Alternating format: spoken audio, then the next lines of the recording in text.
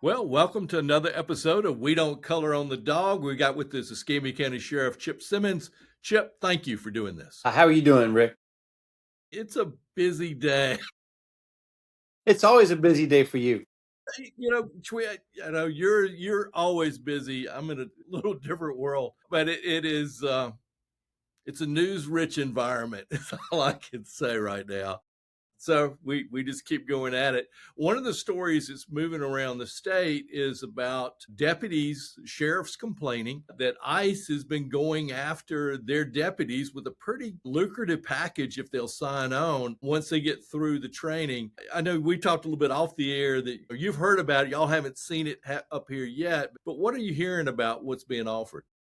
Well, and that's it. I think to really understand just how bad I think this is, or how it really is, we have sheriff's offices, local municipal police departments have been asked by the governor and by ICE to assist them.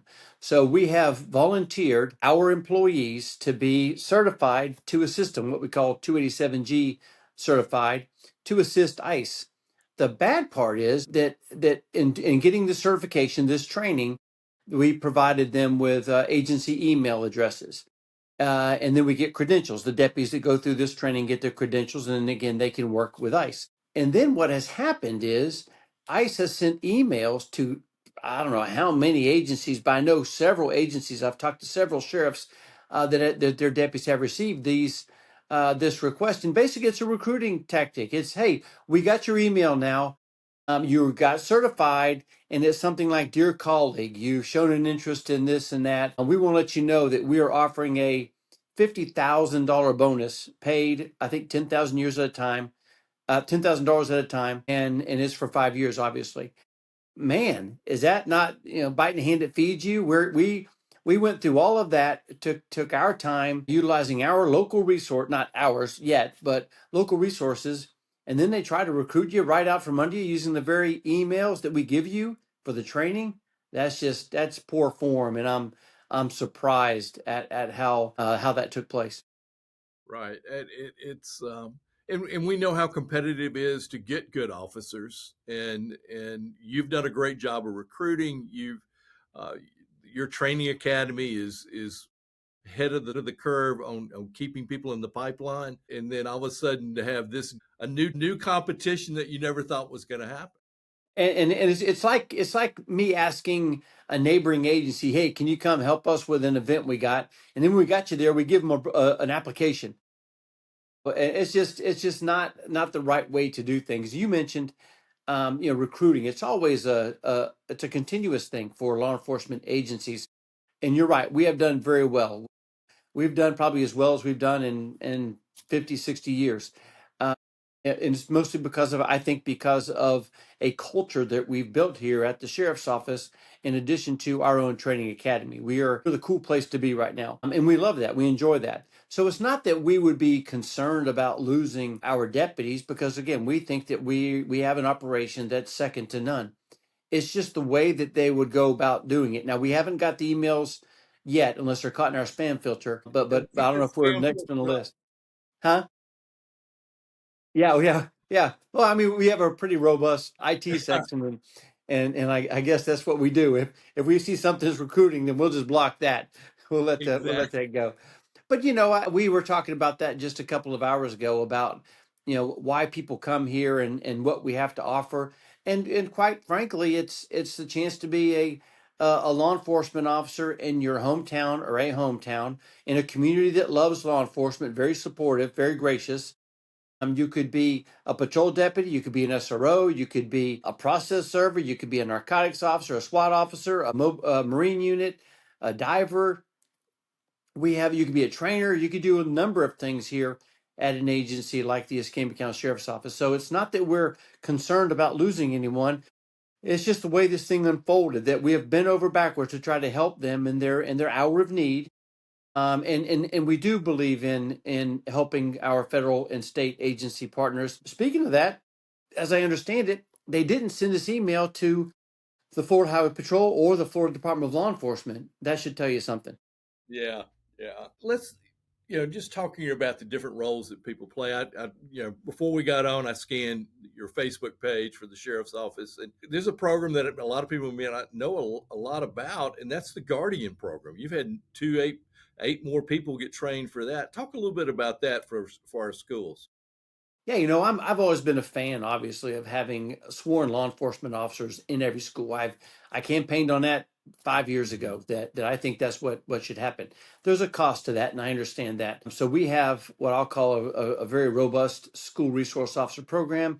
And then in partnership with the school district itself, they choose to hire guardians to fill some of the gaps. Now, we don't typically talk about which schools have guardians, which ones have, sworn deputies in it, but by state statute, the sheriff, not required, but can provide this training to the school districts and then provide guardians, not provide guardians, but the school district will actually employ the guardians. We provide the training and the certification, and that's what's taken place. It's been going on for a couple of years. We have a great partnership with Keith Leonard and the school district, and they're committed to having a sworn deputy or a Pensacola police officer or a guardian in every school. I mean, I think it's fantastic. The training's not easy either.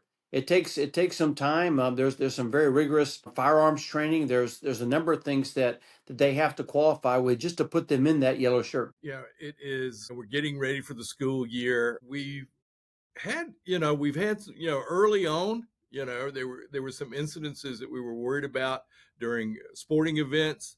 It seems to have calmed down some. Well, you don't want to think about knocking on wood. Don't You don't jinx want these to. things. No.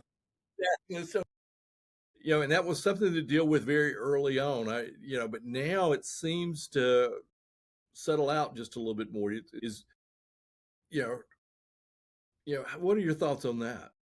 Well, I mean, we obviously take every what we'll call a school threat Right. very serious. We have investigators that look into every single threat. There's a threat assessment that is conducted. And yes, typically in the summertime, those school threats obviously will tone down some. We do expect, unfortunately, for us to hear a couple more things as school starts back up, school ramps back up. People unhappy with the class they got, or the students that are in their class, and then you got the football games are probably the most well attended special events that a school can have, certainly a high school. So we expect that there might be an uptick in school threats, but again, we evaluate them. We have a partnership with the school district. We have a partnership with the Florida Department of Law Enforcement. And again, this isn't our first school year. Our SROs are certified. They've been to training throughout this summer as well. So we feel like we're in a pretty good position. And as a threat or a suspicious activity takes place, then we will investigate it thoroughly. Well, and that's another value of having an SRO, that when you've got a big football game coming up, or that they're in the school and they hear a lot of things that can be helpful. Well, and that's part of it. They get build a rapport with the students. The students understand that it's okay to, if you have a concern, to talk to not just a representative from the school, not just your teacher, not just your dean or your principal, but you also have an option to talk to that school resource officer, whether it's a middle school or a high school. And then, as you mentioned in the games, the SROs know the students. They know the teachers. They know the campus. They're very well versed in the gates and the locks and what should be open and closed. I would also mention that our real-time crime center, we have access to a lot of cameras throughout our school district. So I'll say that the students have never been more secure, never been more safe. But that's not to say that we're not always on the lookout for things that are they're suspicious, whether we see them or whether we hear about them. I've noticed that with the Real Time Crime Center that you've had a mobile unit downtown for a while now, since the 4th of July. Is that something that you see adding something more cameras downtown to help? Yeah, we had a partnership with the city of Pensacola, and we provided cameras for some of their parades. The camera that you see that's been down there, that's actually not our camera. That's on loan from another entity. I'll let the Pensacola Police Department explain where that came from. They're just watching my office, is what we're saying right now. Yeah, no, that's not our camera. We have How it more works. enticing targets than that, than what time you go to lunch and come back. But no, our mobile camera platforms are very well received, and they certainly add a benefit of the safety benefit to the citizens of Escambia County. And we when we need them, we put them out, and we're going to continue to add to our selection of cameras. The one other thing on the enforcement side, I also noticed that you have a high visibility enforcement day coming up. What does that entail? Well, it's a grant funded opportunity for us to just remind people about the speed. So we will partner with the Highway Patrol and the Pensacola Police Department, and we really just want to be highly visible. We're not hiding behind a tree anywhere. We want people to understand.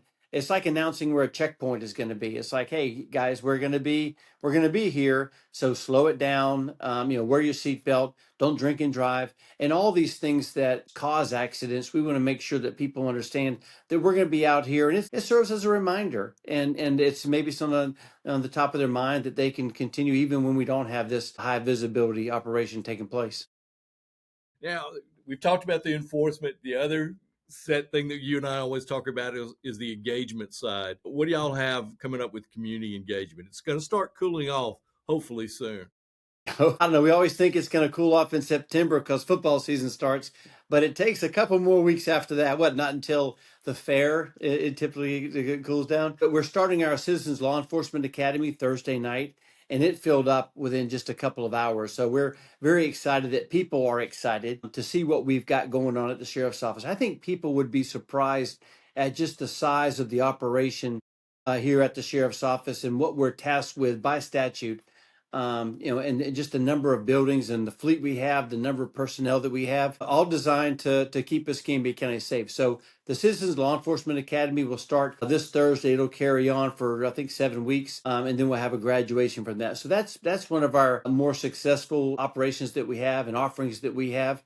And then we're going to start with our movie night. In fact, we have a meeting next week to go over that the calendar, to say, hey, where are we going to go? I know we're looking at targeting somewhere in Century, and then we'll probably have one in Beulah, and then we're looking at some other communities that we've had in the past, and see if we need to move it around some, or we'll have it for our movie nights.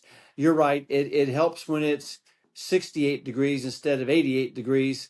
Right. For someone to step outside and watch a movie, because we can't wait till 9 o'clock to start it when it's really cool. So if we want kids there, so we have to start when it's still relatively warm. But please pay attention to our social media platforms, because we're going to start announcing our calendar of events here shortly, and we're excited to do so. Chip, thank you for coming on as always. Let's hope that we don't get too many. Your deputies don't get too many letters from ICE. Maybe we can keep them here. Yeah. Mind your own business. Yeah, All right. really. All right. And you're Take sure care, you Rick. don't have to with that camera outside my office? Now I'm That's nervous. not us. That's not us. All right. Take All care. right. Take care.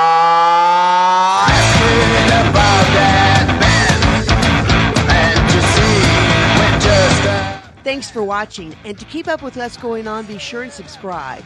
Just click on the little dog to the right and click the subscribe button. You can also like this video and click on the bell, which will notify you of new content. This really helps the channel grow. We appreciate you.